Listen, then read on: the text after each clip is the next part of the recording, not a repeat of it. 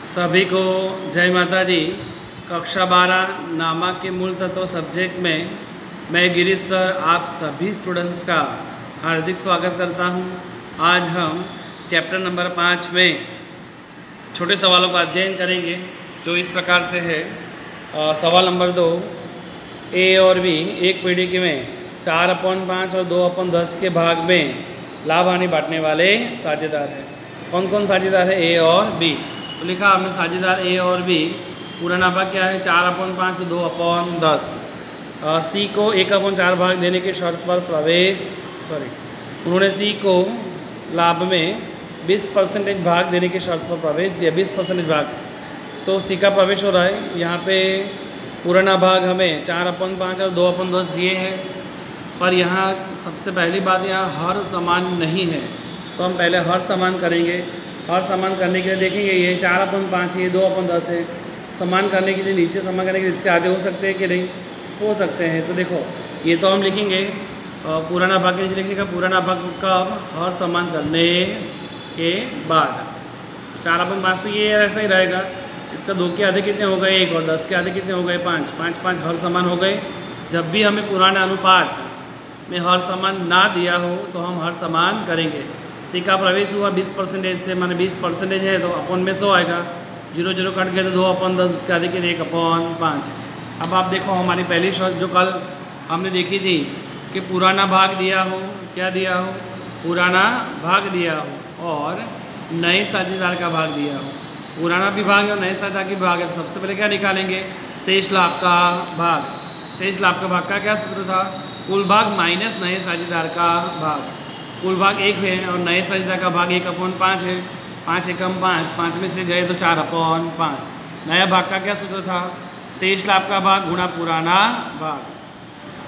तो शेष लाभ का भाग गुणा पुराना भाग ए, तो शेष लाभ का भाग तो आया हमारा 4/5। तो ए का पुराना जो भाग है हर समान करने के बाद का वो कितना है? 4/5 गुणा करेंगे। 4 × 4 16 और 5 × 5 25। बी का देखते हैं। शेष लाभ का भाग तो वही रहेगा 4/5 गुणा पुराना भाग। तो बी का हर समान करने के बाद पुराना भाग कितना? 1/5। 4 एकम 4, 5 × 5 25 हुआ, बराबर है। तो ए और बी का हो गया। अब नए साझेदार सी का प्रवेश हो रहा है यहाँ पे, उसका प्रवेश का भाग कितना था? 1/5। तो 1/5 यहाँ 25 है, यहाँ 25 है, तो लिखेंगे हर समान करने पर। हर समान करने पर यहाँ पे हमें 25 लाने के लिए कितने से गुणा करना पड़ेगा? तो 5 एकम 5, 5 से गुणा करेंगे ऊपर नीचे, तो 5 × 5 हो गए 25 और 5 एकम 5 भी हो गए। माने हमारा नया अनुपात जो है, जो ए बी और सी का जो है, ए बी सी का 16:4:5, 16:4:5 बराबर है। इसके बाद हमारा नया अनुपात के बाद त्याग निकालेंगे। त्याग का सूत्र पुण्य है, पुराना माइनस नया, जो आपको पता ही है। पुराना भाग ये लेंगे और नया भाग हमने जो निकाला वो त्याग पुराने साझेदारों का ही होता है, बराबर। आगे अपने आप सॉल्व करोगे, त्याग सॉल्व किया हुआ ही है मैंने, ठीक है। अभी हम आते हैं सवाल नंबर 3 की ओर। सवाल नंबर 3 की ओर आने से पहले हमें सूत्र वाले पेज में जाएंगे और एक नए सूत्र लिखेंगे।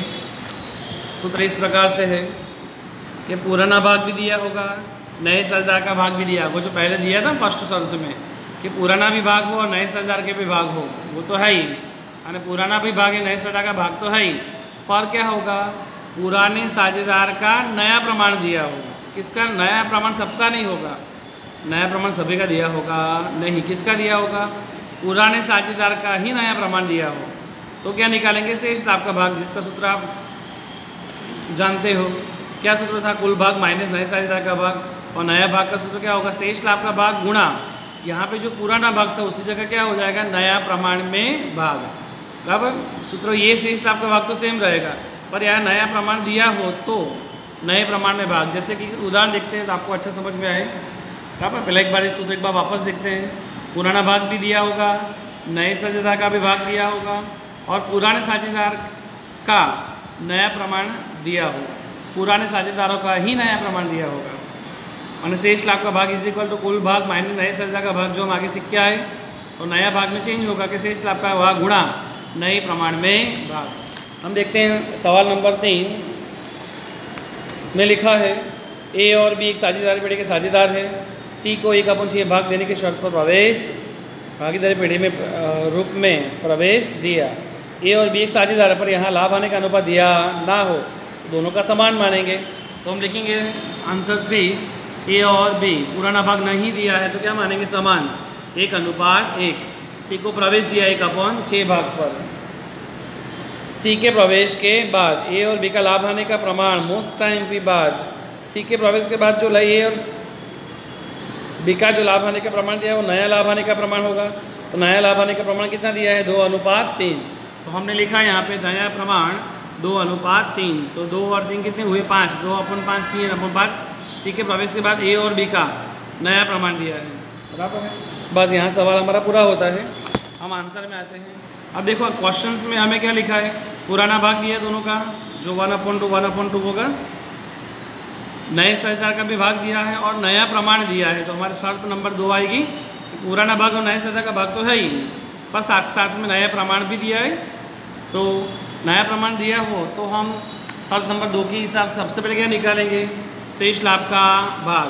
शेष लाभ के भाग का सूत्र क्या था, कुल भाग माइनस नए साझेदार का भाग। कुल भाग 1 होता है और नए साझेदार सी का भाग 1/6 है। 6 कम 6 में से गए तो 5/6।